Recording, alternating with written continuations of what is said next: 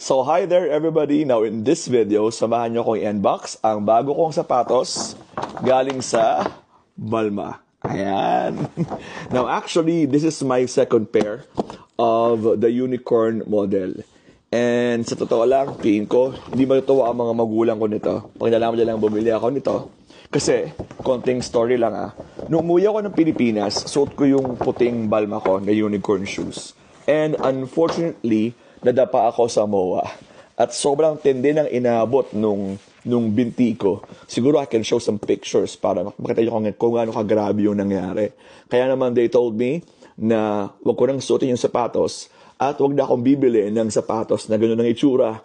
Kaya naman I think they will find it odd, lalo na pag nalaman nila na bumili pa ako ng isang pair. Yung nga lang ito, iba naman ang kulay. So anong kulay nga ba? Well, i-unbox na natin. Ayan. So, ayan. Diba napaka-bright? Neon green. Oh, diba? Actually, when we saw this sa store, talagang we fell in love immediately sa kulay niya. Lalo na ako kasi talagang mahilig ako sa mga loud na mga colors. Now, question. Bakit ko nga ba gusto ang unicorn shoes ng Balma? Well, para sa akin kasi, hindi naman talaga siya mura. Kaya naman, if magabayad ka rin naman ng medyo mahal, magbayad ka naman sa sapatos na talagang pinaghirapan yung design. Kasi may mga ibang sapatos na simple lang pero mahal-mahal na. Ito, medyo komplikado ang pagkakadesign sa kanya. See? For me, para siyang work of art, diba? Pero syempre, diba? The Dragon Ball Z fan in me would say, ito yung parang sapatos nila, Vegeta, parang ganun. Pero for me, diba? Napakaganda niya. Talagang pinag-isipan ang bawat part ng sapatos na ito. And to be honest, when I first saw the model, yung unicorn, I thought na magiging siyang mahirap suotin. Kasi meron pa ako isang sapatos yung ganyan naman sa Givenchy, yung Monumental Mallows, na talagang maganda siya pero grabe ang sakit sa paa. Kaya sabi ko, tingin ko, this model ay masakit din sa paa.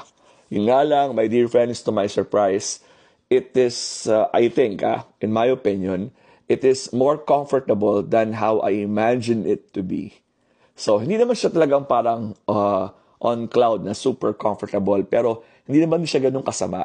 I think the problem lang sa design nito is yung sa tip niya, sa pag lumalakad ka, may talagang tendency kang talagang mag-tip over kasi wala siyang suporta dito.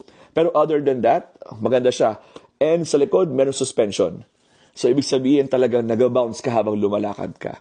Ayun naman, kaya naman talagang nagustuhan ko siya. And I told myself na if there will be another opportunity na makakita ko ng same model na maganda yung kulay, talagang kukuhain namin. Ayan. So ito na yung aking second pair ng unicorn ng Balma. This time in neon green. And siguro in my next video, try natin tong isuot at i-figure out kung saan nga ba siyang forma babagay. Since medyo unconventional nga yung kulay niya. Ayan. Neon green.